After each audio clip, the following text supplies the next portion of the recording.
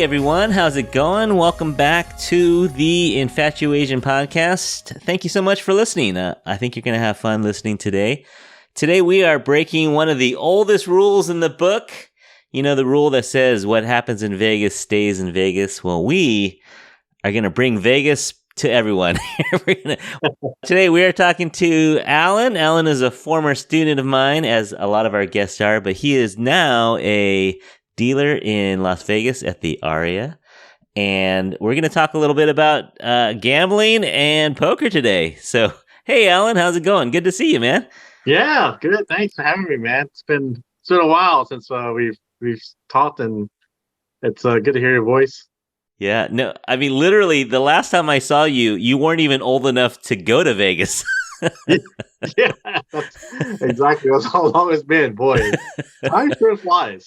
Time does fly. Yeah. So let's talk about your origin a little bit. You born and raised in San Francisco? Yep, born and raised in San Francisco.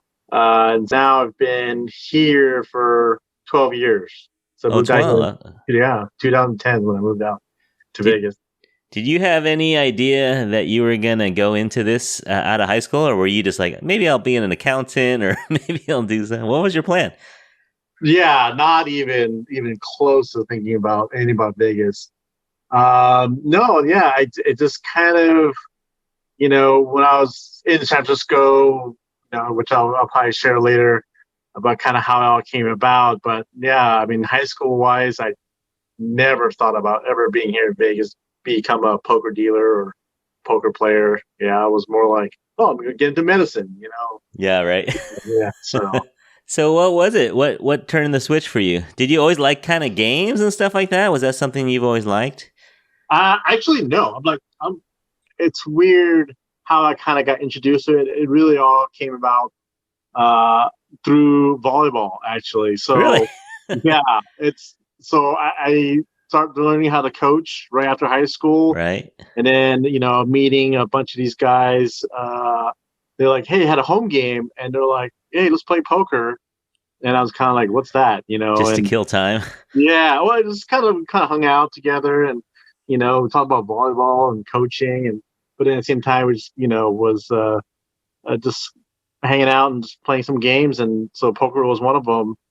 And I didn't know nothing about poker. So, I mean, I remember, I think one hand I played, I had I had Jack, Queen, King, Ace, Deuce, and I thought that was a straight. And I turned it over. I got a straight. And then my friends were laughing. They're all laughing. They're like, oh, that's not straight. Sorry. I'm like, what? What are you talking about?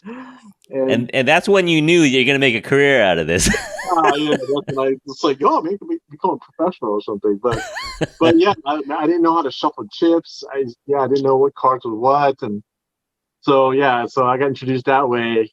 And then, so I kind of learned, I mean, I read some books, kind of, sort of, but the big thing was really playing online poker.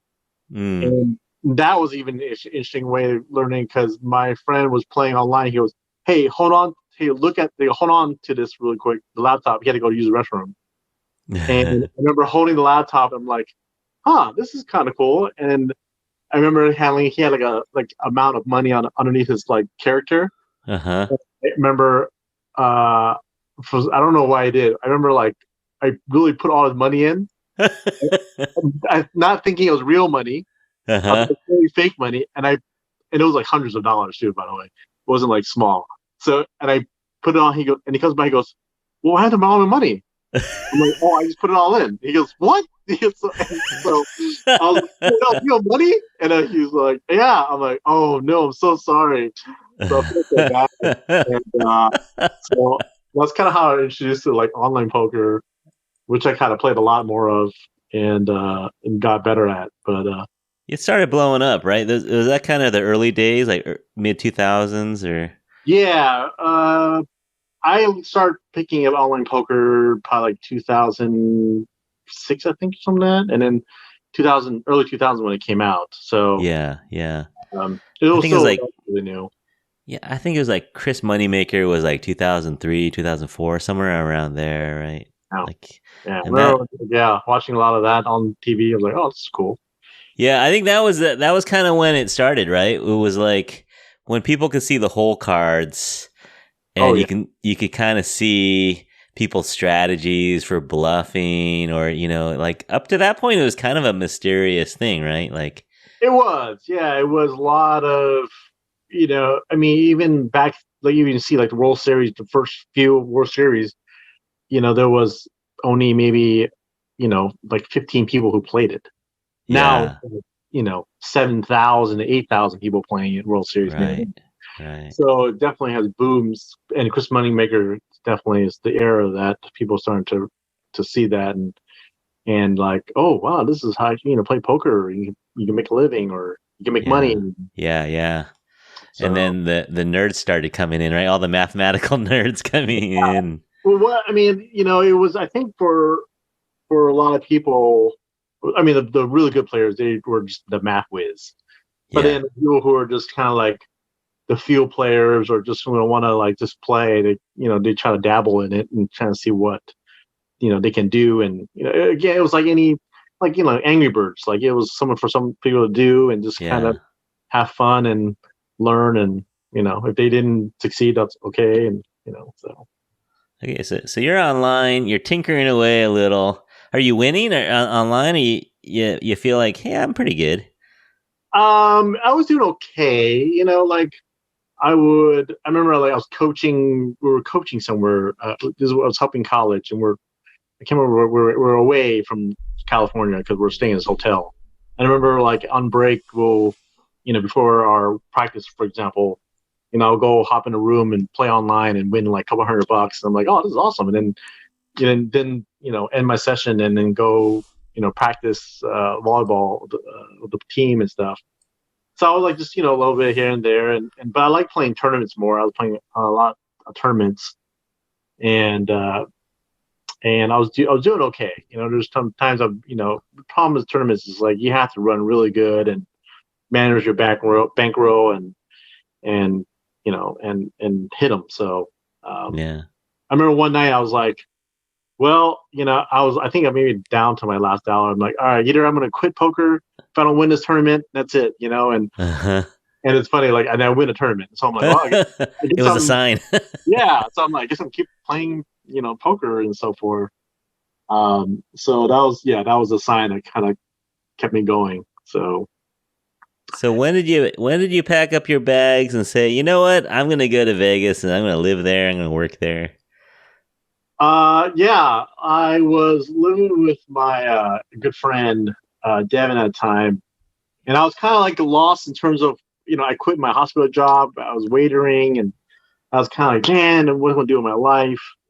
And so he kind of like just posed some questions to me. He's like, well, where do you see yourself in 5 years? I was kind of like, oh, I don't know.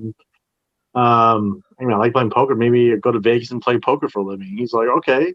He goes, so what's the worst case scenario? And he goes, well, worst case scenario, I'll just move back to San Francisco. He goes, okay, then why don't you do it? I'm like, wait. Huh.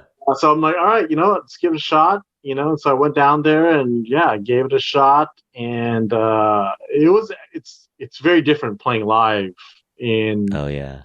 grueling. It's grinding because you're playing a lot of hours. You're trying to Yeah. find the good games to play at, and it can be, it's a tough life. Some people love it. And I would say the most important thing is that you have to treat it as a business.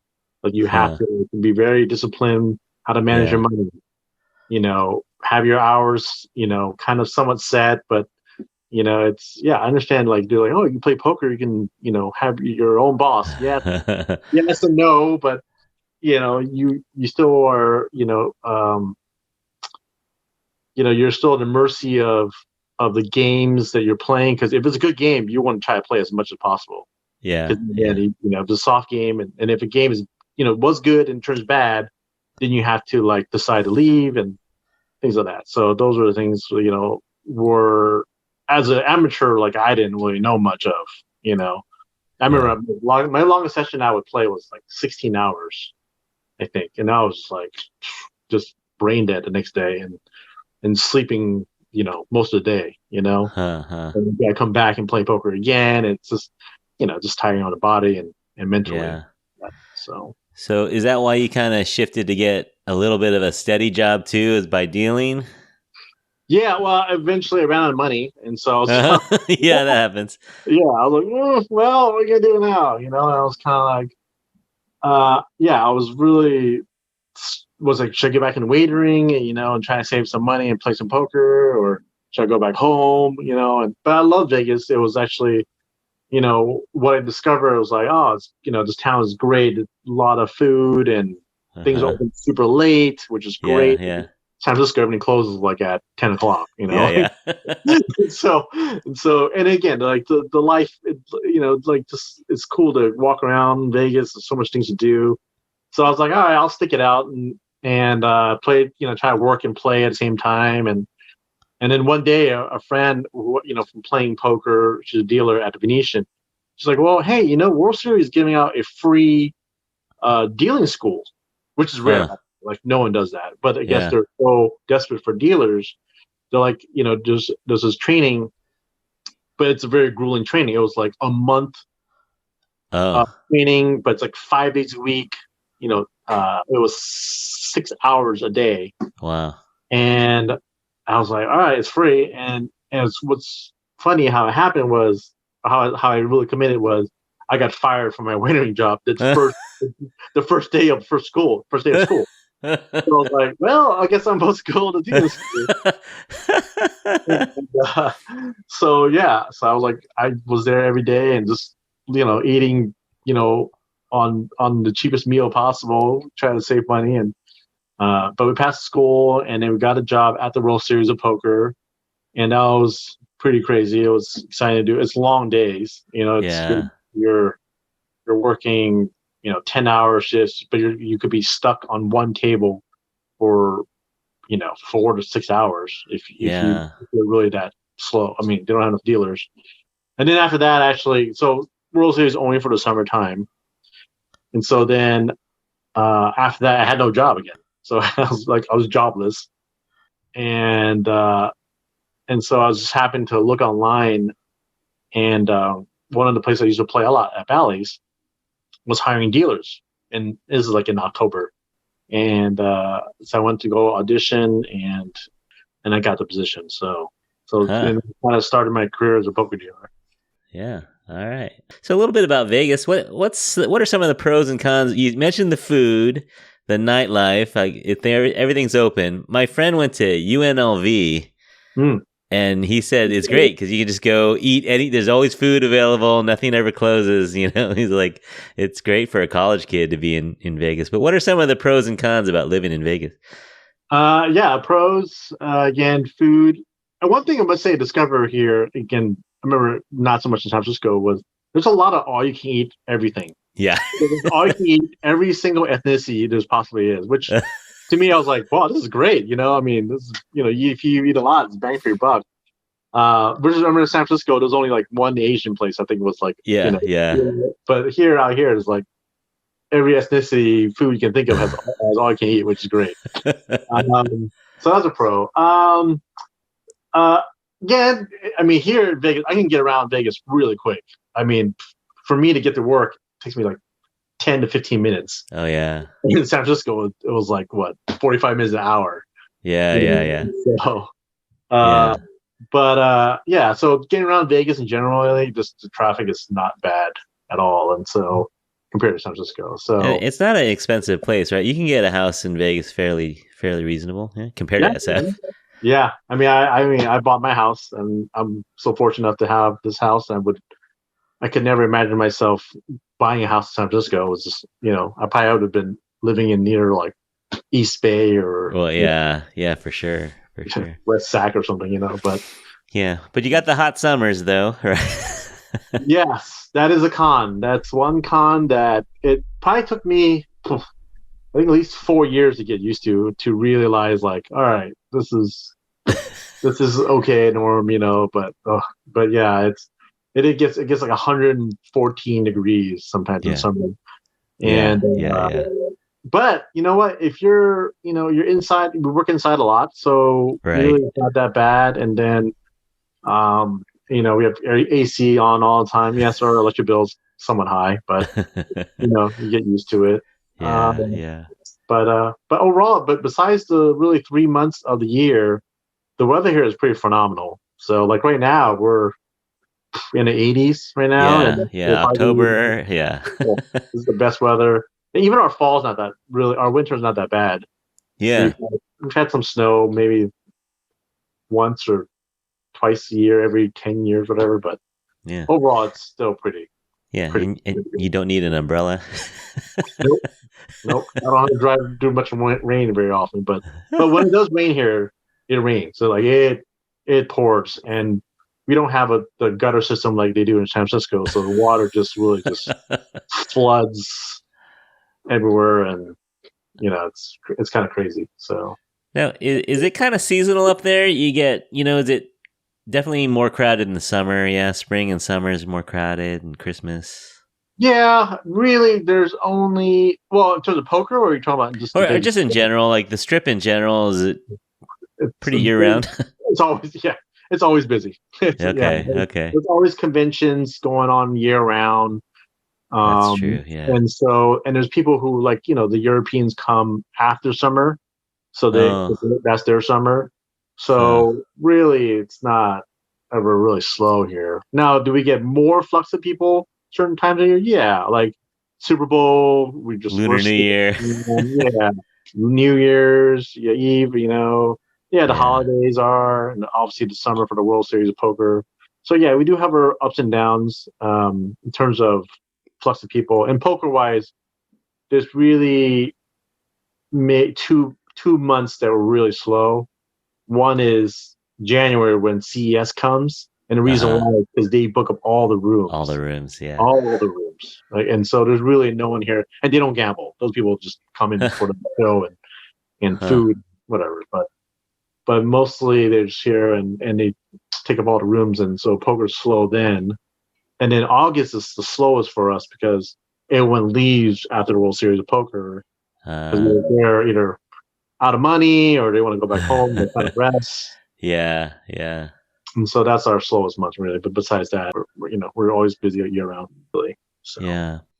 What kind of stories you got? You got any crazy bets or just crazy situations, celebrities? You got any stories for us? yeah, when I remember I was grinding, playing poker. One night I'm playing MGM. It was like late night. It's like maybe 2 in the morning, and this guy sits down. And is like, "Hey, you look familiar."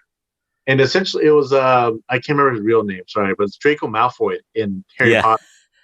And so yeah. he sat down. I was Tom like, Felton "Hey, or something like that. Yeah. yeah." So I said, "Hey, I know you. You're from Harry Potter." He goes, "Yeah, yeah."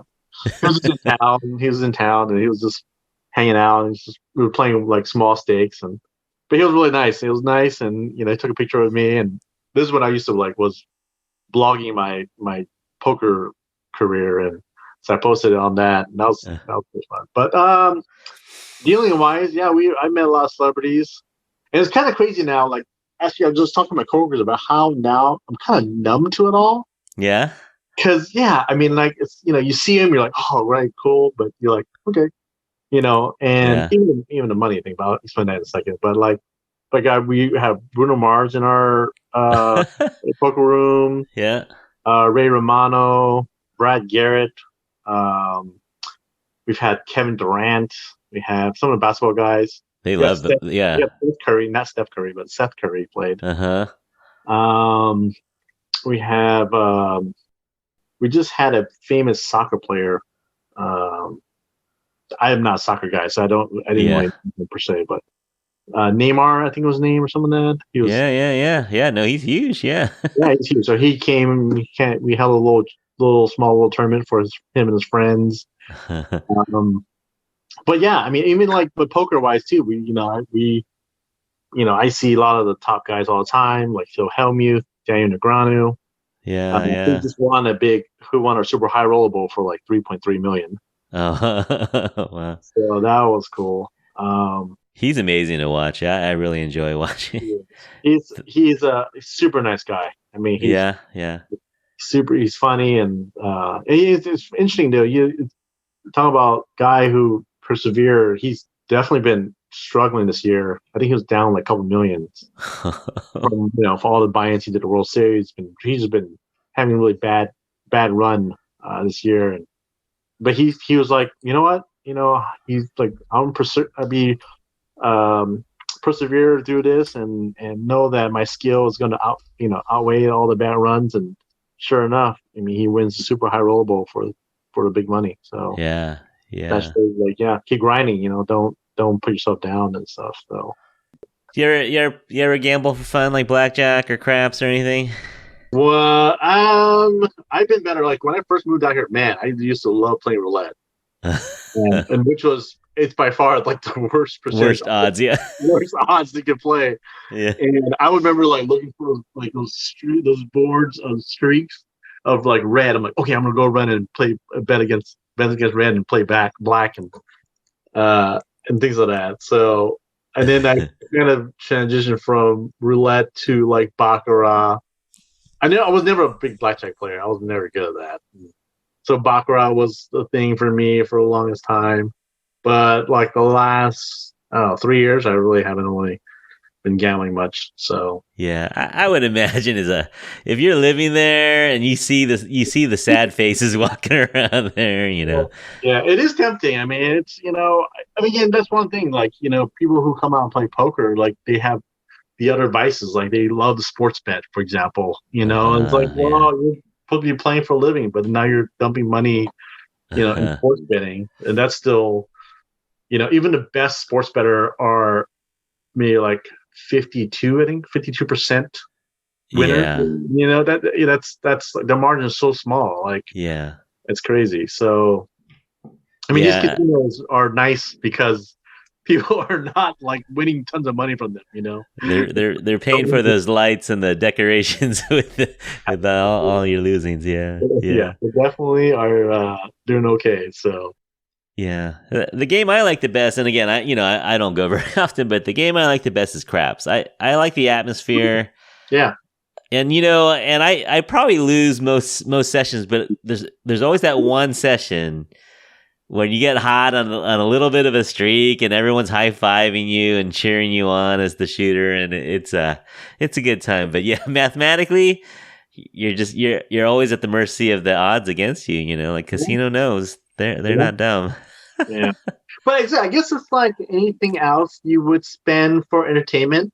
Yeah, like golfing or yeah. So if some people like want to spend money on going to concerts a lot, same as going to the games and table games and playing their little game for the same amount of money, then that's what I enjoy. I give them props for that. So yeah, I mean, obviously the ones who like lose all the money where they're broke, that's bad, obviously. That's bad. Yeah. But the majority of people are out there to have fun, get their drinks on, and again, like having that fun atmosphere is what they look for, so yeah. Have you noticed things changing at all? I mean, with the pandemic and with just the economy and whatnot, have things changed at all? I would say the biggest change I've seen in terms of Vegas wise is I think they realized that gambling is not a big revenue for them anymore. In Vegas. I think they now are really leaning toward entertainment. So that's why we have more sports team, more concerts. They're building all these new venues for concerts. Oh, yeah. Try to be more family oriented, I think is really now the new goal, and nightclubs, things like that. So you're starting to see Vegas really, I mean, it's obviously still provide gambling, but they're kind of tending toward just more of a entertainment, kind of really more of that. And they bring in like all these like famous stars now to sing, like Bruno Mars. I think Maroon 5 just announced they're gonna have a residency. Yeah, Maroon 5. BTS came through, I think. Oh boy, that was huge. Man, if they have a residencies here, it'd be insanely busy here. Oh yeah. So yeah, I think I can see a trend in terms of Vegas changing to more of that. I mean, I won't be surprised if we actually have a baseball team and a basketball team. I mean, it's really leaning toward that Yeah. a lot. And in terms of just economy wise, in terms of people coming, man, it's funny. I was talking to a friend of mine, in terms of business wise. He's like, there's no other place like Vegas that people come to have fun and relax and do all these things all in one place. Yeah. There's like Atlantic City, but that's not even No, close. yeah. Not even close. For So the food, the entertainment, yeah, everything, yeah. yeah, exactly. So really, Vegas is the hub for all that, and to get to Vegas is pretty easy. So Yeah. you know, I mean, I see this Vegas staying like alive for such a long time, and people just come here and enjoy themselves. It's insane, the concept that people just need to like get away from their normal life to go and have a place to have fun and relax and drink and go dancing and see a show. It's all Yeah. here. So. Yeah.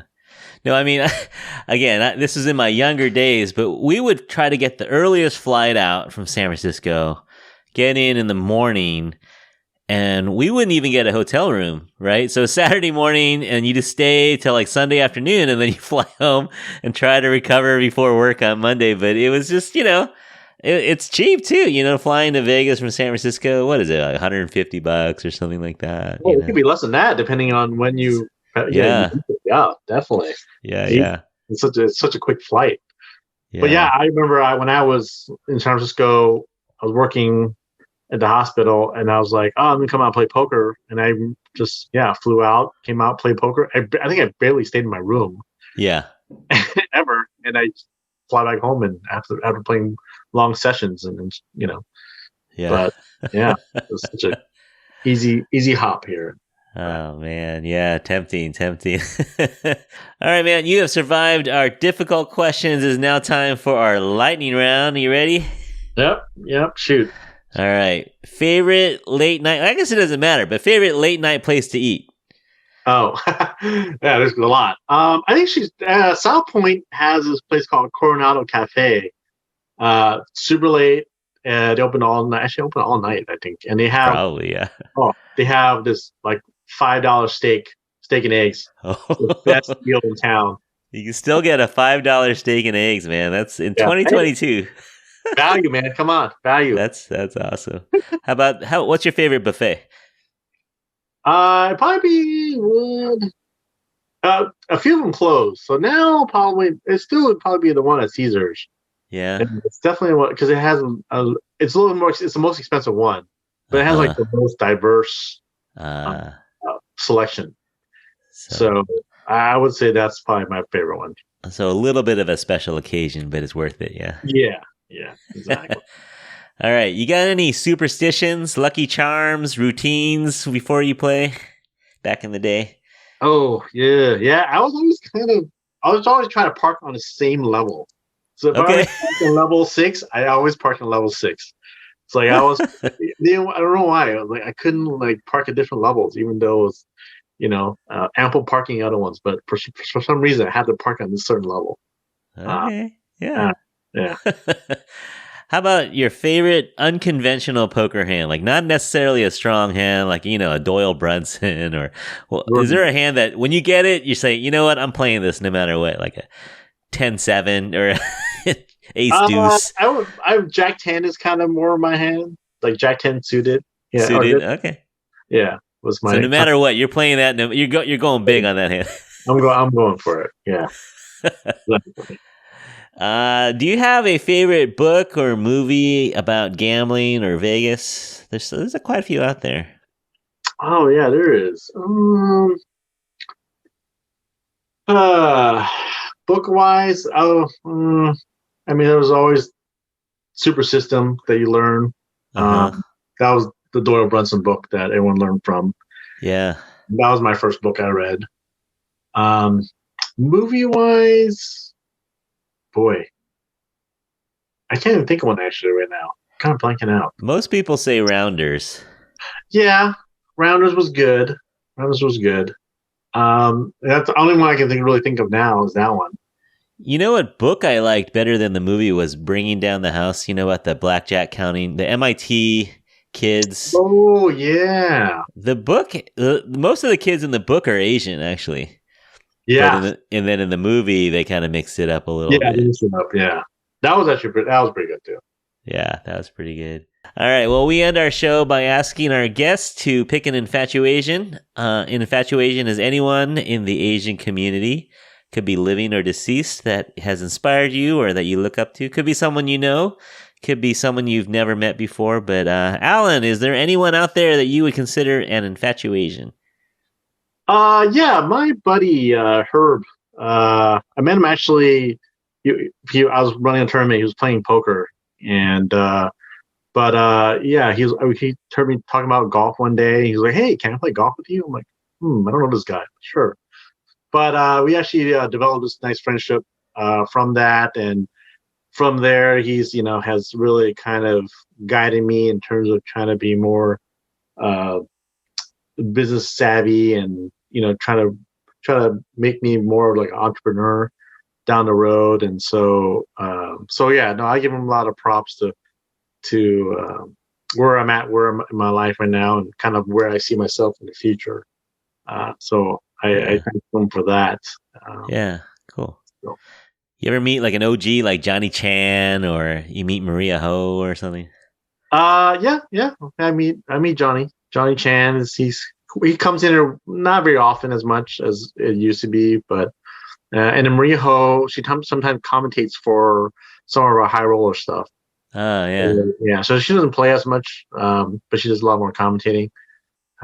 Super nice. So yeah, she's cool. She seems like someone that we would know, like someone right, like just down to earth. Yeah, exactly. I feel like someone like I would know in high school, like, oh, right, hey, yeah, man, commentating, great, Yeah. All right, man. Well, thanks so much for coming on. It was fun chatting with you, getting the inside on Vegas. Yeah, thank you very much for having me. It was awesome to share that. And hopefully, I inspire some other people to move to Vegas. Yeah, man. Yeah, I don't know. Like you said, it's a good thing to have buffets everywhere. I don't know if that's a good thing for me, man. It's like I would like it too much. It is dangerous. It is very dangerous. Yeah, you gotta kind of pace yourself.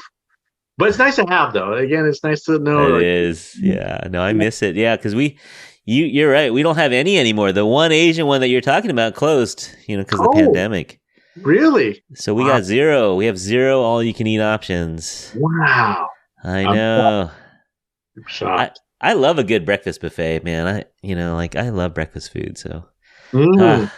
Yeah, we do have a lot of those here. You do. All right, Alan, well, good catching up. Well, maybe one of these days I'll roll through and give you a message. We'll hook up on the strip somewhere. Yeah, sounds good. Definitely. All right, Alan, take care. All right, take care. Thanks, Curtis. Okay, bye.